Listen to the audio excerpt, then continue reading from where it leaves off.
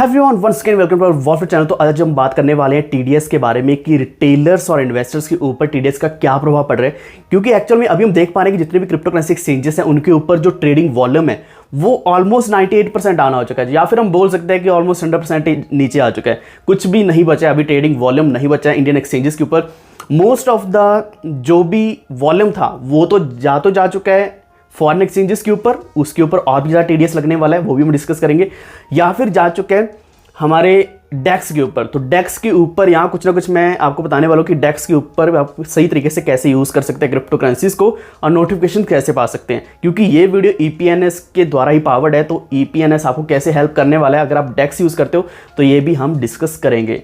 और इसके अलावा अगर आप P2P यूज़ करते हैं इंडियन एक्सचेंजेस के ऊपर, तो आपको क्या टैक्स देना पड़ सकता है, क्या टीडीएस देना पड़ सकता है, ये भी हम डिस्कस करेंगे। तो वीडियो को पूरा देखते रहना, अभी से लाइक कर दो।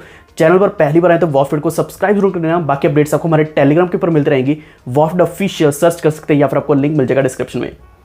तो सबसे पहले यहाँ 2-3 लोग हैं, यानी कि एक तो रिटेल ट्रेडर्स, इन्वेस्टर्स। ट्रेडर्स की अगर हम बात करें, यहाँ शॉर्ट टर्म ट्रेडर्स भी हैं, लॉन्ग टर्म ट्रेडर्स भी हैं, लेकिन इन्वेस्टर्स की हम सबसे पहले बात कर लेते हैं।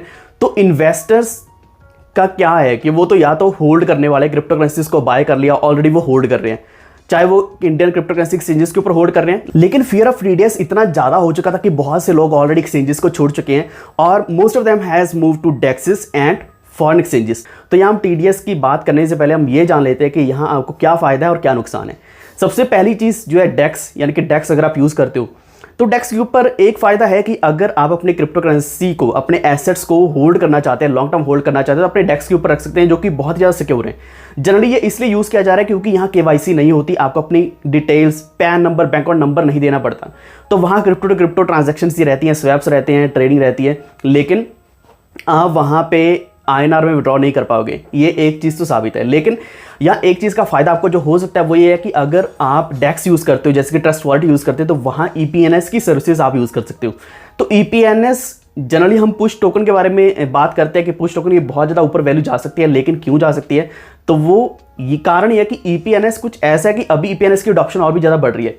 ईपीएनएस एक्चुअल में क्या कि इथेरियम पुश नोटिफिकेशन सर्विस, अगर हम डेक्स यूज़ करते हैं वहाँ नोटिफिकेशंस नहीं आते कब हमारा ट्रेड एग्जीक्यूट हुआ या फिर हमें कुछ क्रिप्टो करेंसीज रिसीव हुई, सेंड हुई, तो कन्फर्मेशंस वहाँ नहीं मिलती। लेकिन ईपीएनएस ये सब पॉसिबल कर रहा है अपने नोटिफिकेशन सर्विस के द्वारा। तो आप ईपीएनएस की सर्विसेज जरूर जाकर चेक कर सकते हैं।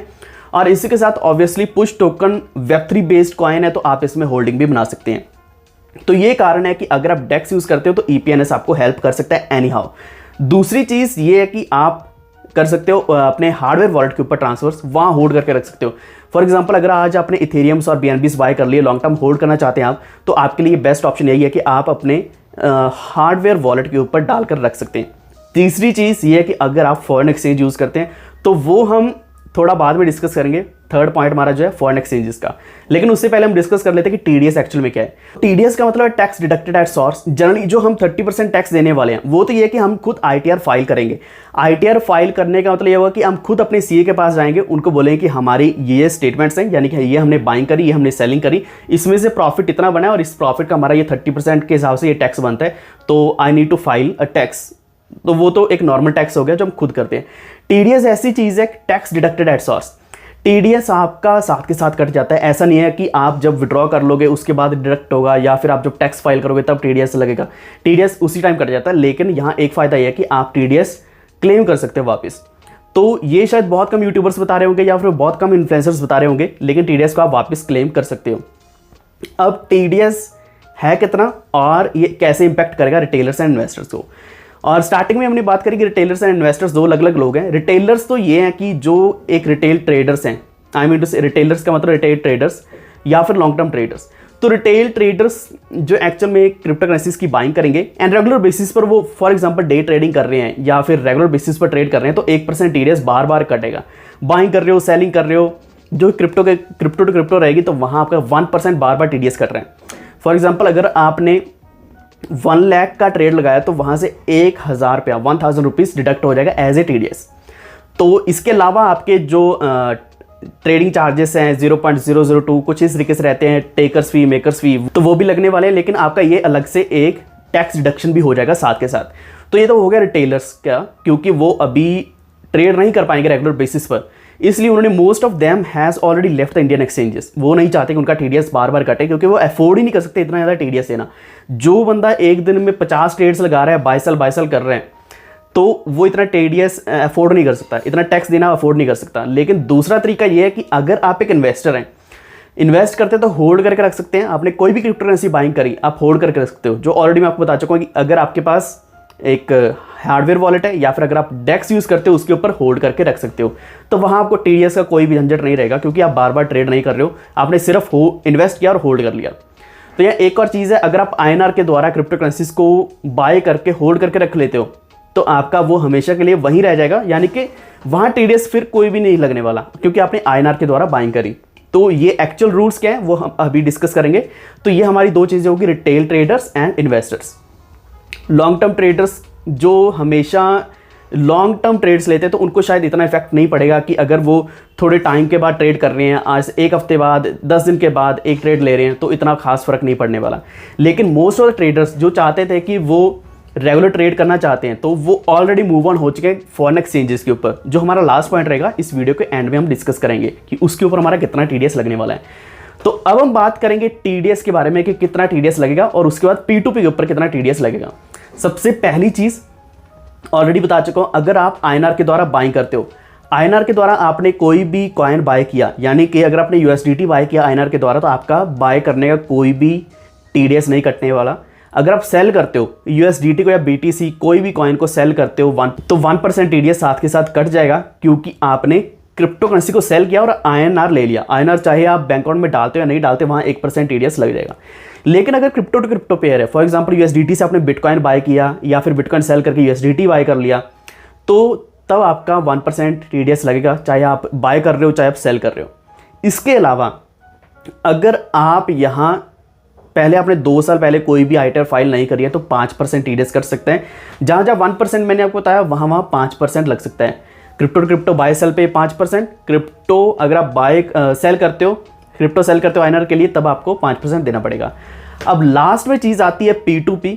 तो P2P भी बिल्कुल सिमिलर है। अगर आप क्रिप्टो करेंसीज को बाय कर रहे हो आईएनआर के द्वारा, तो कोई भी टीडीएस नहीं लगने वाला। लेकिन अगर आप क्रिप्टो करेंसी सेल कर रहे हो फॉर आईएनआर अगर आप लेना चाहते हैं, चाहे वो बैंक अकाउंट में ले रहे हो, तो आपका 1% टीडीएस कटेगा। लेकिन अगर आपका पिछले 2 साल का कोई भी आईटीआर फाइल नहीं है, तो यहाँ 5% टीडीएस लगेगा। तो एक्चुअली में जो कुछ भी मैंने आपको बताया, ये सब कुछ वजीरेक्स का है, क्योंकि वजीरेक्स के ऊपर ही सबसे ज़्यादा वॉल्यूम थी, और अभी चाहे 2% रह चुकी है, 98% डाउन आ चुकी हैं। If we compare it to October volume and आज का हमारा जो वॉल्यूम है, तो बहुत कम रह चुका है। लेकिन यहाँ 5% टीडीएस कट सकते हैं, लेकिन ये 5 का 20% भी हो सकता है। अब हम बात करेंगे कि ये 20% कैसे होगा। जो मैंने आपको बोला था कि लास्ट में पॉइंट डिस्कस करने वाले हैं, अगर आप फॉरेन के एक्सचेंज यूज़ करते हो, तो वहाँ आप टीडीएस दे नहीं रहे हैं, आपको लग रहा है कि शायद टीडीएस नहीं कट रहा है, क्योंकि टैक्स ऑन द स्पॉट नहीं डिडक्ट हो रहा, लेकिन आप फिर भी लायबल हैं, लाइबिलिटी आपके ऊपर फिर भी है। अगर आपने यहाँ इंडियन एक्सचेंजेस के ऊपर टीडीएस नहीं दिया, तो वहाँ आपको 20% टीडीएस देना पड़ सकते हैं। तो यह कहानी टीडीएस की, 1% भी लगेगा, 5% भी लगेगा, 20% टीडीएस भी लगेगा, एंड आफ्टर ऑल प्रॉफिट्स होंगे तो 30% टैक्सेस भी लगने वाले हैं। एंड जीएसटी भी जल्दी इंप्लीमेंट किया जा सकता है, जो कि 28% तक जा सकता है। तो ये सब कुछ था टीडीएस को लेकर। लेकिन इसके अलावा ऑलरेडी मैंने आपको बता दिया कि अगर आप डेक्स को यूज़ करना चाहते हो, तो EPNS आप ज़रूर यूज़ करें, इनकी सर्विसेज जरूर यूज़ करें, क्योंकि यहाँ पे आपको क्या है कि आपको नोटिफिकेशंस आ जाएंगे। क्योंकि अगर हम सेंट्रलाइज एक्सचेंजेस यूज़ करते हैं, तो ऑब्वियसली हमें नोटिफिकेशंस आते हैं, चाहे हम डिपॉजिट करें, विड्रॉ करें, ट्रेड लगाते हैं, ट्रेड एग्जीक्यूट होता है, लिमिट ऑर्डर एग्जीक्यूट होता है। लेकिन अगर हम डेक्स यूज़ करते हैं, तो वहाँ नोटिफिकेशंस नहीं आते। तो इस प्रॉब्लम को सॉल्व ऑलरेडी EPNS ने कर दिया है। तो आज के हमारे इस वीडियो में इतना ही। लेकिन अगर आपको कोई भी डाउट है, तो प्लीज़ नीचे कमेंट जरूर करना, और इसी के साथ हमारे टेलीग्राम के साथ जुड़ जाइए। वॉफिट ऑफिशियल सर्च कर सकते हैं, या फिर आपको लिंक मिल जाएगा डिस्क्रिप्शन में, क्योंकि ऑलरेडी हम वहाँ सारी अपडेट्स डाल रहे हैं, कौन सा कॉइन कब बाय करना है, कब सेल करना है, ताकि आपका एक अच्छा प्रॉफिट भी बन सके इसी डंप के अंदर। ऑलरेडी हमारे जितने भी ट्रेडर्स हैं बहुत अच्छा प्रॉफिट बुक कर रहे हैं, सभी बहुत खुश है। तो आप भी एक बार जाकर चेक करिए।